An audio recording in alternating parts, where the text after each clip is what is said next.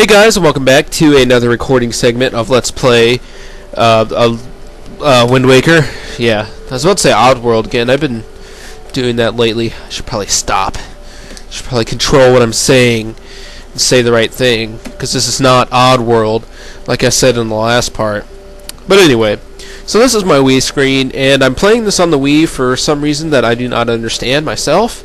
But that's just because, you know, this is what I have plugged in. I don't really feel like bringing the GameCube in here and, you know, messing around with plugging that in and everything. So anyway, as you can see, by the way, I just want to tell you guys this. I do have Homebrew on my Wii.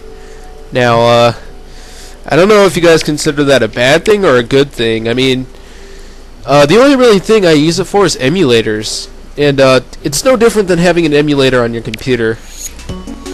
See, as you can see, I got a Game Boy Advance emulator, and I've been playing Mother 3 on it. And it's really awesome because I can actually play Mother 3 on a system. Then I also got a Super Nintendo Music. For some, yeah, Super Nintendo Music. I mean, I have a Super Nintendo emulator. And how appropriate is its music?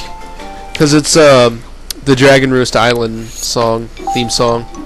But anyway, we're gonna go ahead and start on Wind Waker again. And last time we we began our collection run with a trip to Windfall, or not Windfall? I mean Outset Island, duh. But anyway, we began our collection run with a trip to Outset, and we played a game with Orca, and we also got the almighty hurricane attack, which I still have yet to get on my practice file, and I really should do that. But this move actually really does help with the next boss that we're gonna fight in the next temple. Yeah, so but I didn't have it on my practice file, so I was kind of a little lost without it. I mean, the boss fight is doable without the move. It just makes it so much more easier. But we don't even have to worry about that because we're not even gonna mess around with going to the next dungeon yet. But we did the 1,000 hits on Orca, and we did the 500 too, and got a heart piece out of it. And we also got the hurricane attack, which I already mentioned. So now we want to teleport somewhere, because what we're gonna do on this square. Oh wait, we don't want to teleport. We want to set the wind to a certain direction. But anyway, oh wait, what's the song? Oh wait, what am I doing?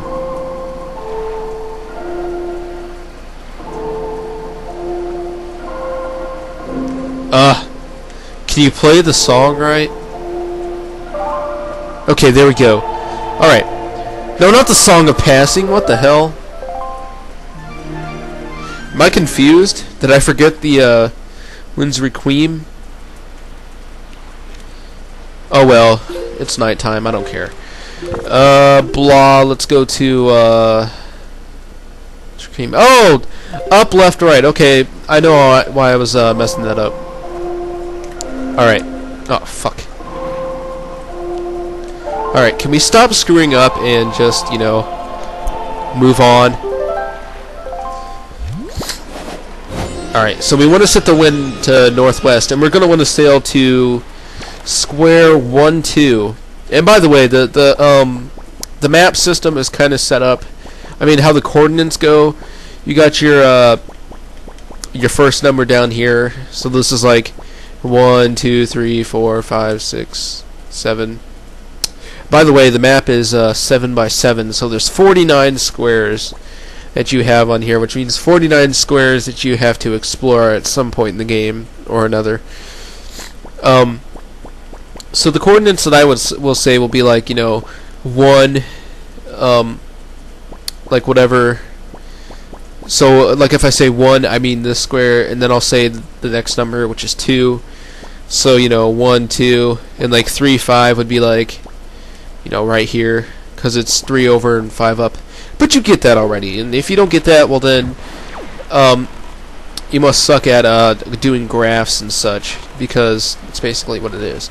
So anyway, we want to sail to square 1, 2, and there, when we get there, we're going to want to look for a pack of seagulls that's just flying around, and we need to go to them, and once we fly to them, a giant squid thing will pop out, and we're going to need to kill that. And I'm not sure how many of those there are, but there's a bunch of them scattered throughout the game, and we will take care of all of them in this segment.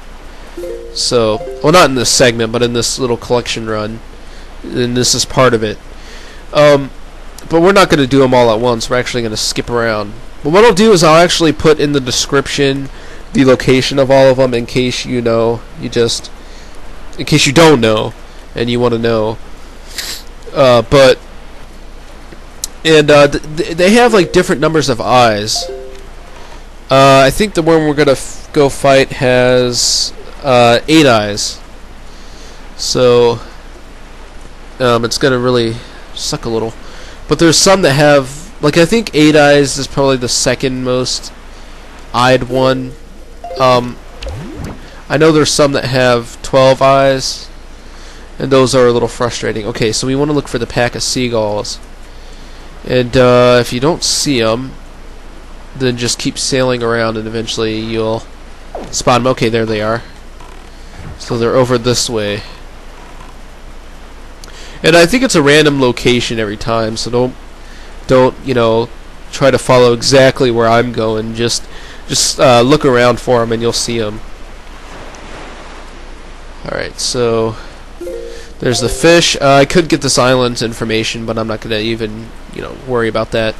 Speaking of islands, the thing I really need to do is start doing stuff with that map that I have, the map of the ocean that you see at the end of my videos. Where are those seagulls? Seagull, seagull, seagull. Did I pass them? Oh, looks like I passed them. I just went the wrong way anyway. Alright, but anyway, yeah, I really need to work on that. Because all that's on the map right now, on the actual video, I have, like, some of the islands, some of the annotations for the islands already done. And that's the only thing that I've done so far. And it's actually, me just being lazy is the reason why it's not getting completed. Okay, now, either these seagulls just keep flying around in a different direction, or I'm just crazy. Okay, well, let's make sure they're in the same area. Okay. Jeez. These things aren't really that hard to find. You just gotta go in the right direction. Alright. Just keep going forward. Let's get something done in this, first 20 minutes or so, because that'll be a part. But I'm not gonna stop it and say it's a part, because I don't do that. I record in hour-long segments, if you didn't know that already. Okay, so there, we can actually see them. And I'm gonna go ahead and equip the boomerang, because the boomerang is probably the best item to use against these guys. You can use your arrows, you can use bombs, you can use whatever you're comfortable with, but with the boomerang, you can actually target multiple eyes at a time instead of just, hitting one or maybe two if you're lucky. So, oh, and it looks like my capture card's bugging out a little bit, and it probably was. Okay, well, here we are. We are at the giant squid, and you want to be careful, because just like on Outset, where we went to see Jaboon and we were in that little whirlpool type thing, you are actually timed on this, and if you don't kill the squid soon enough, you will eventually get sucked into the cyclone or the whirlpool. Actually, you don't get sucked into it. He more just swallows you up, and he'll spit you back somewhere random in the square. And that sucks, because you have to go out and you have to find him again, and it's all bad. But it doesn't teleport to another square. It just stays in the same one, but just in a different area. So, but there we go. We killed it. That one was easy. But they do get harder. Well, the 12-eyed ones are harder than the 8-eyed ones. And these squids give you a big variety of stuff. Like, you can get hearts, you can get upgrades, you can get all kinds of stuff, which is why I recommend taking them out. Okay, so anyway, I don't think I've showed you these yet, but anytime you see a little sparkly thing on the water, you need to sail over that, and you'll know when you're over it when you can hear the kind of music that's playing right now, or the kind of sound that's coming on right now. And you need to get out your hook shot, and when you use it on your boat, you get this like crane looking thing, and you want to just use it and wait till it hits the bottom. Well, yeah, either wait till it hits the bottom or you get a chest. And I might not be in the right spot. Yeah, I'm not. Alright, well, just kind of sail around a little bit. And this is the same thing that you have to do to get the treasure from the treasure charts. Okay, well, let's try this again. No. Alright, well, you just have to keep trying around, and eventually you'll get it.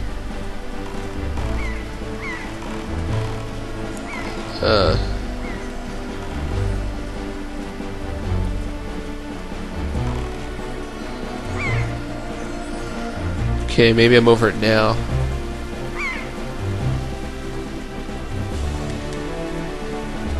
Dang it. Okay, well, let's just sail away and then try to go back to it.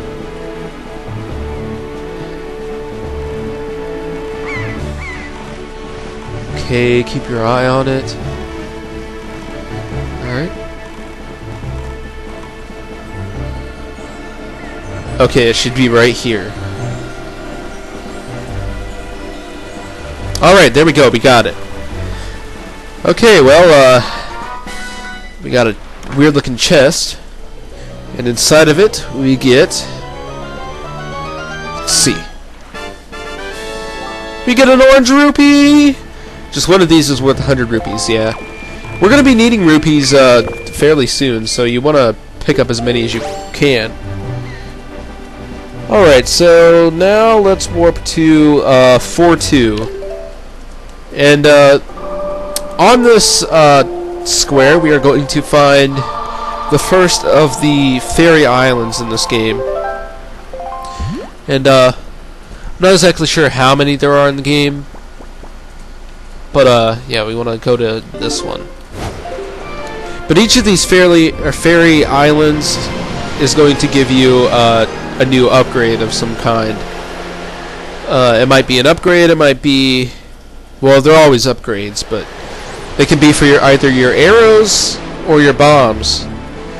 And this one is, let's see, bombs. Yeah, you could have saw that when I went in there, but I thought I'd, just go ahead and tell you, just in case you didn't want to do this entire collection run and you just wanted to find the bomb and arrow upgrades. But this one is going to give you a bomb upgrade, and it's not an actual like upgrade on your bombs. It's just an upgrade on how many bombs you can actually carry. And oh, looky here, we have mail, and I have a good feeling I know what this letter is going to be. Good morning. Letters for Link. We have 2 letters. Here's your letter. This parcel has been sent cash on delivery. Postage due is 201 rupees. Fine, I'll give up my valuable rupees. To the esteemed Mr. Fairy Person, thank you very much for your purchase. Enclosed is an incredible chart. This chart will show you where you can find the Triforce charts. I want you to use it to find lots of them. They are my favorite kind of charts. And also, sir, have you been checking your Tingle chart? Have you seen those giant fairy marks? Follow the charts to them and your fortune will greatly increase. Tingle. Okay, well, we get the incredible chart. Now you know where all the Triforce charts are hidden. That's positively incredible. Yeah, you actually need this for the game later on. So, here's your letter. Alright? How have you been, big brother? I'm here on the pirate ship writing you this letter. Isn't that neat? At first I was really scared, but they're all... Ooh, sorry. Alright. But they're all actually nice. For pirates, I mean. Mr. Gonzo is a really big guy, but ever since Miss Tetra left, he's been crying like a baby. It's kind of funny, but sort of sad, too. Nudge is a little strange, but nice, too. And as for Senza, his beard makes him look pretty mean, but he tells really cool stories when he gets in the right mood. Zuko's kind of weird, and Mako is pretty quiet. Mako immediately gets mad whenever I try to take his glasses, so I do that a lot, hee hee. As usual, Nico is always fooling around. He won't take anything serious. Actually, he seems sad now not to have you around anymore. Were you guys good friends? I helped them all out with their chores, and they actually paid me a little for it. So I'm sending the money to you. Please use it, big brother. Oh, I think she says in that last paragraph that she'll lend you her telescope for longer. I'm doing fine here, so don't you worry. I'll take care of myself. So you be sure to take good care of yourself. Okay, well I said that totally wrong. Good luck, Errol. And we get a red rupee, okay. That just slightly makes up for what we just lost. But don't worry, because with these squids that we'll be taking out, we will actually be getting most of our money back. So anyway, you need to blow up these boards with a bomb, which does kind of hint to what kind of an upgrade we're going to be getting here. And there is a glare on my air conditioner, which is right in front of my desk, and it's really bugging me. Okay, there we go. Alright, so let's go in here and talk to the fairy that's down here. And she will give us an upgrade. Yeah, we've seen a fairy like this before. The one that was on Outset that increased our rupee capacity. Basically the same thing. Young Waker of the Winds, allow me to aid you in your quest. Alright, so you just say that and you're going to help us? Okay. Yeah, blow that flower on us. Done! You can now carry more bombs! Now you can bring a maximum of 60 with you wherever you go. The fairies in this fountain shall ease your weariness. When you grow fatigued from your battles, come here to be refreshed. Okay, sounds cool. It's really easy to get fatigued, especially during the summer. Yeah, that was random, but anyway. So let's see, now that we've done that, let's see, we need to go south to the island directly below us. And there is a special kind of chew on this island that I want to show you real quick. If I can find it. I think it's on this island. If it's not, yes it is. Okay. Oh, yeah, they are electric, so... But these are blue chews, and you only see them very rarely in this game. And they give you blue chew jelly, which I forget exactly what it does because I've never actually used it, but I'm pretty sure I'll find out eventually. You got some blue chew jelly! Keep it in your spoils bag. Deep within blue chews is a gelatinous essence that is said to be a magical cure-all. But unfortunately, it can be used. It can't be. Okay, so I'm guessing it's going to be like the what I think are blue potions in A Link to the Past that refill all of your magic and your hearts. Alright, so King, where did you go? Well, can I? Oh, I don't have. Yeah, one thing is if you don't have your chart filled in for whatever island you're on, you won't have a mini map. So that's something to remember. If you think you're going to get lost on an island, find the fish and get it marked on your map. Alright, so let's go ahead and set south for a second. And, okay, let's see if I can remember the song. Alright, there we go.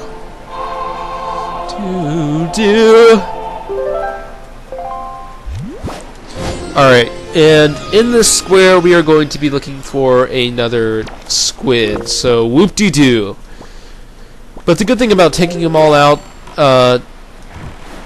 as early on as I'm doing, well actually you can do this collection run probably before you take on the Tower of the Gods. But the thing is, if you do it then, there's a couple things you won't be able to do because you won't have the arrows. No, actually, no. You can do this collection run before returning to the Forsaken Fortress. That's what I meant to say. You can't really do it. Well, you could do it before you take on the Tower of the Gods, but then you won't have arrows, which you need. You need to get the arrow upgrades, and you also need arrows to do a couple things that we're going to be doing in this collection run. But you can do it before the Forsaken Fortress, because there's only really a couple things that actually require you to have the Skull Hammer to get in this collection run. But I'm just choosing to do it now because after this collection run, we will basically finish up the rest of the story stuff, except for the final dungeon and area and everything. So that's why I, just want to take it out now. But anyway, so let's. Oh, Jesus! Right in front of us. Okay, ain't that lucky? Okay, let's get our boomerang back out, and we're gonna fight another squid. And this one is actually easier because it only has 4 eyes, unlike the last one we fought, which had 8. So this one should be a doozy, and we can actually target every single eye each time we throw the boomerang, since we can target 5 targets. So boom, boom. All right, and I think you only need to hit each eye with the boomerang 4 times in order to destroy each eye. So boom, boom, boom. All right. Okay.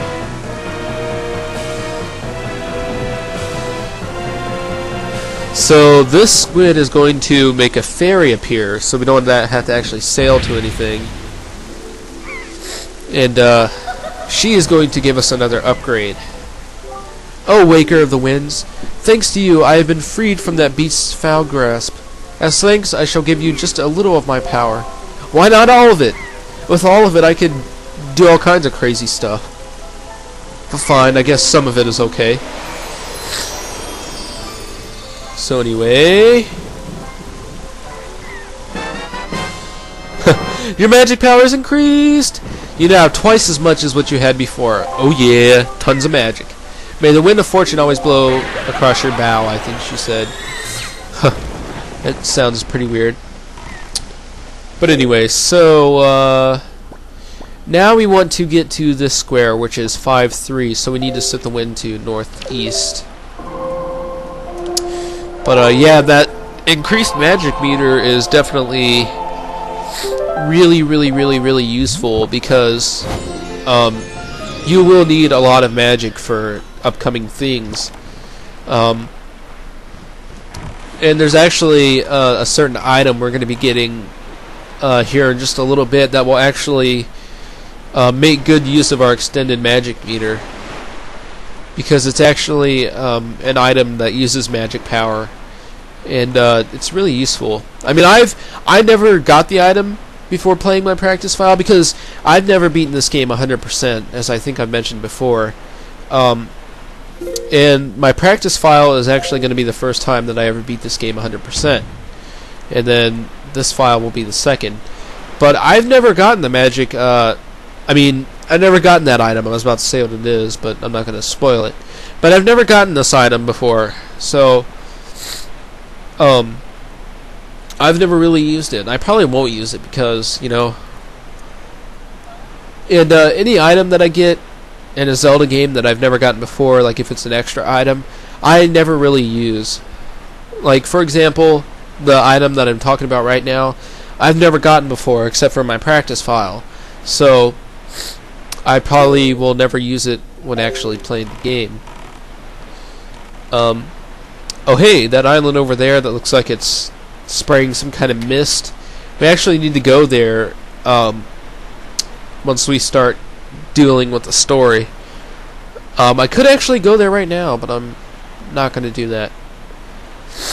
We'd actually get an item that we need, but I'm not going to, like I said, I'm not going to go there.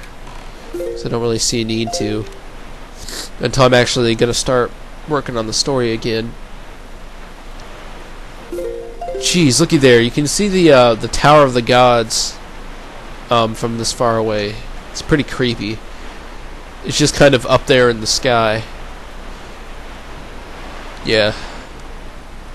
Alright, so we're almost in 5.3, and I'm going to go ahead and get my telescope out because we're going to need it to find the seagulls.